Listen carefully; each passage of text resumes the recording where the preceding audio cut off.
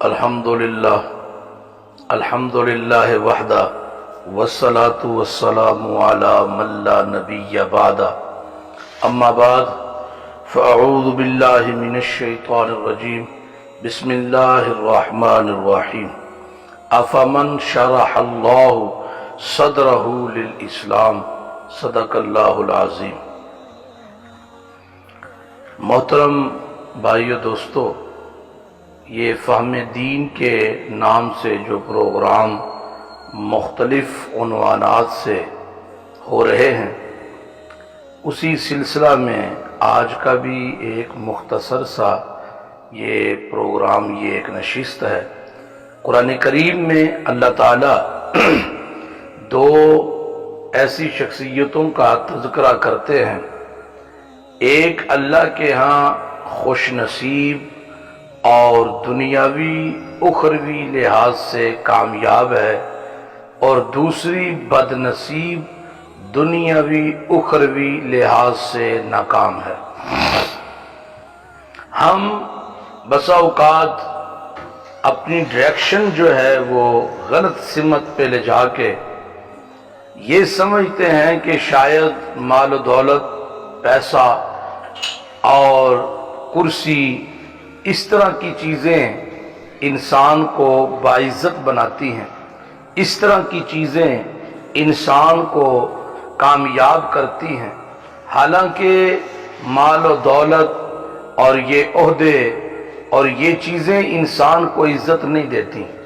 انسان جن چیزوں میں عزت ڈھونڈ رہا ہے وہ راستہ غلط ہے، وہ چیزیں غلط ہیں، وہاں عزت نہیں ہے۔ عزت اگر ہے تو اللہ کے دین میں ہے اور قرآن میں ہے۔ قرآن کریم میں اللہ فرماتے ہیں افمن شرح اللہ صدرہ للاسلام، اور اس سے بڑا خوش نصیب، خوش بخت کون ہو سکتا ہے جس کے سینے کو اللہ اسلام کے لیے، قرآن کے لیے کھول دے، جس کے سینے کو اللہ اسلام کے لیے قبول کر لے، جس کے سینے میں قرآن آ جائے اور پیارے پیغمبر محمد الرسول اللہ صلی اللہ علیہ وآلہ وسلم کا سچا دین جس کے لیے اللہ اس کو قبول کر لے، اس سے بڑا خوش نصیب کون ہو سکتا ہے؟ اس سے بڑا کامیاب کون ہو سکتا ہے؟ آپ اندازہ کریں، یہاں کامیابی کے لیے کوئی مال و دولت کو شرط نہیں بنایا گیا۔ کامیابی کے لیے کوٹھیاں، بلڈنگیں، کاریں، کارخانے، ان کو بالکل شرط نہیں بنایا گیا۔ کامیابی کا راز جو مضمر ہے وہ قرآن میں ہے اور محمد الرسول اللہ صلی اللہ علیہ وآلہ وسلم کے سچے فرمان میں ہے۔ فرمایا فَهُوَ عَلَى نُورٍ مِّن رَبِّهِ، جب انسان اسلام کے لیے قبول ہوتا ہے، اللہ کے قرآن کے لیے اللہ اسے قبول کرتے ہیں، قرآن کی تعلیم حاصل کرتا ہے، قرآن کو سمجھتا ہے، اس کے حلال کو حلال جانتا ہے، اس کے حرام کو حرام جانتا ہے، قرآن نے جن چیزوں کو جائز کہا انہیں پہچانتا ہے اور جن چیزوں کو ناجائز کہا انہیں پہچانتا ہے۔ انسان جب اتنی اویئرنس رکھتا ہے کہ وہ قرآن کے حلال کو حلال اور حرام کو حرام جانے، تو قرآن اسے کس چیز سے تعبیر کرتا ہے؟ فَهُوَ عَلَى نُورٍ مِّن رَبِّهِ، یہ وہ روشنی ہے، یہ وہ نور ہے، یہ وہ روشنی ہے جس میں اس کے شب و روز گزرتے ہیں، لیل و نہار گزرتے ہیں، اس کی نشست و برخاست قرآن و سنت کی روشنی میں ہوتی ہے۔ بھلا ایسا بندہ اللہ کے ہاں کتنا محبوب ہوگا، ایسا بندہ اللہ کے ہاں کتنا مقبول ہوگا جس نے اپنے آپ کو قیمتی بنایا ہے قرآن کی تعلیم حاصل کر کے، جس نے اپنے آپ کو اللہ کا محبوب بنایا ہے دین کی تعلیم حاصل کر کے، اور اللہ تعالیٰ سے نافع علم کی دعا کر کر کے اللہ فرماتا ہے ایسا بندہ خوش نصیب ہے۔ اور ہلاکت ہے ان لوگوں کے لیے جن کے دل سخت ہیں، کس بارے میں؟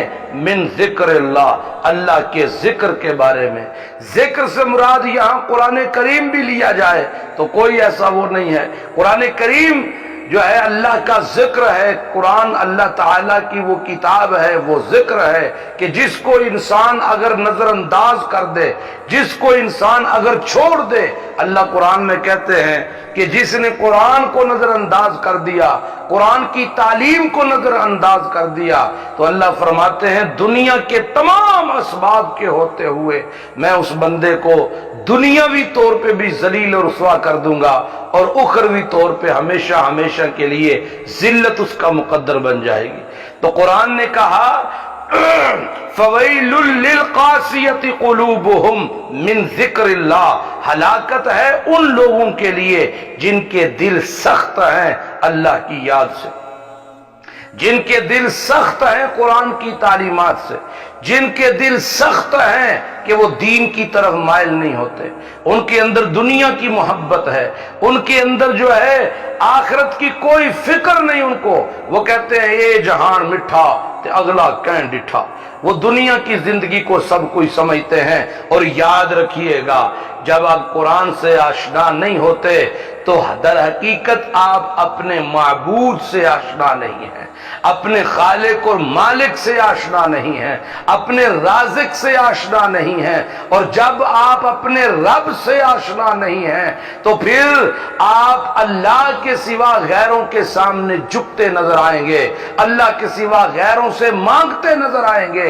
اور دنیا کا جو حبدار ہوتا ہے، دنیا کا جو طلبگار ہوتا ہے، ناظرین یاد رکھیے گا دنیا کا طلبگار ڈرپوک ہوگا، بزدل ہوگا، اور بزدل بندہ اس وقت ہوتا ہے جب وہ مال سے محبت کرے، مال دینے والے کو نظر انداز کرے، وہ بزدل ہوگا، اور بزدل جگہ جگہ پہ مددیں طلب کرتا ہے، کبھی وہ زندے انسانوں کے سامنے جھکتا ہے، کبھی وہ مردہ انسانوں کے سامنے جھکتا ہے، کبھی جہاں پر کوئی جھنڈی دیکھے گا وہیں پہ جھک جائے گا، جہاں کسی کو دیکھے گا اس کی ظاہری اور اس کی بالکل نکارہ طاقت کو اس کے سامنے گر جائے گا۔ ایمان والا بندہ صرف ایک اللہ کے سامنے جھکتا ہے۔ دوسرا بدبخت بندہ، قرآن کیا کہتا ہے؟ من اضل ممن یدعو من دون اللہ۔ اور لوگوں مجھے بتاؤ کہ اس سے بڑا بدبخت کون ہو سکتا ہے؟ اس سے بڑا بد نصیب کون ہو سکتا ہے؟ اس سے بڑا ظالم اور اس سے بڑا گمراہ کون ہو سکتا ہے؟ کس سے بڑا؟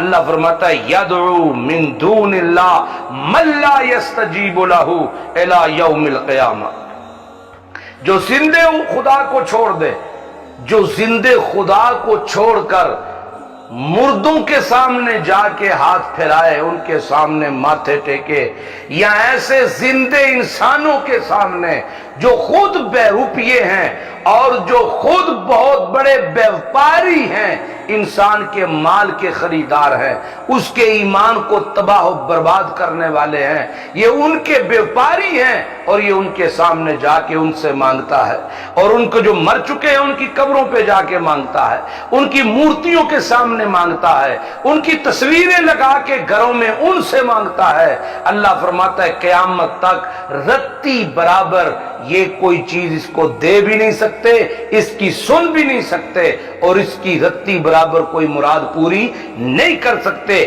کیوں نہیں پوری کر سکتے؟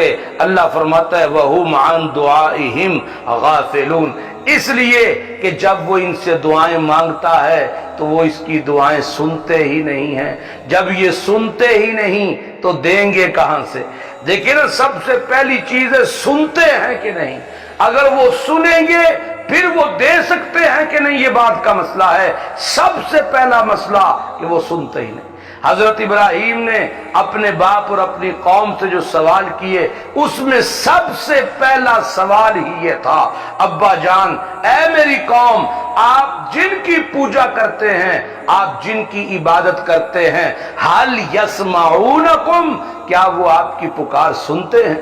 کیا وہ آپ کی پکار کو سنتے ہیں؟ کیا وہ آپ کی دعاؤں کو سنتے ہیں؟ کیا وہ آپ کے اس رونے دھونے کو سنتے ہیں؟ کیا وہ جانتے ہیں جب آپ ان کو پکارتے ہیں تو وہ سنتے ہیں؟ دیکھیے قرآن کریم نے تو واضح کہہ دیا وہاں ابراہیم نبینا علیہ السلام جب اپنے والد سے اور قوم سے مخاطب ہیں تب بھی یہی سوال کرتے ہیں هل يسمعونکم، اور یہاں اللہ خود کہہ رہا ہے سورہ احقاف میں کہ آپ ان کو پکاریں، وہ قیامت تک آپ کی مدد نہیں کر سکتے۔ کیوں نہیں کر سکتے؟ وَهُمْ عَنْ دُعَائِهِمْ غَافِلُونَ، کہ وہ آپ کی دعاؤں سے غافل ہیں، پردوں کے پیچھے سے سننے، جاننے، دیکھنے والا صرف ایک اللہ ہے۔ یہ اللہ فرماتا ہے وَتَوَكَّلْ عَلَى الْحَيِّ الَّذِي لَا يَمُوتُ، بھروسہ رکھ میرا بندہ مجھ پر، میں وہ ذات ہوں جس پر کبھی موت نہیں آئے گی۔ اور جب تو ان کے پیچھے جائے جو خود مردہ ہیں تو وہ تیری پکارے کہاں سے سنیں گے؟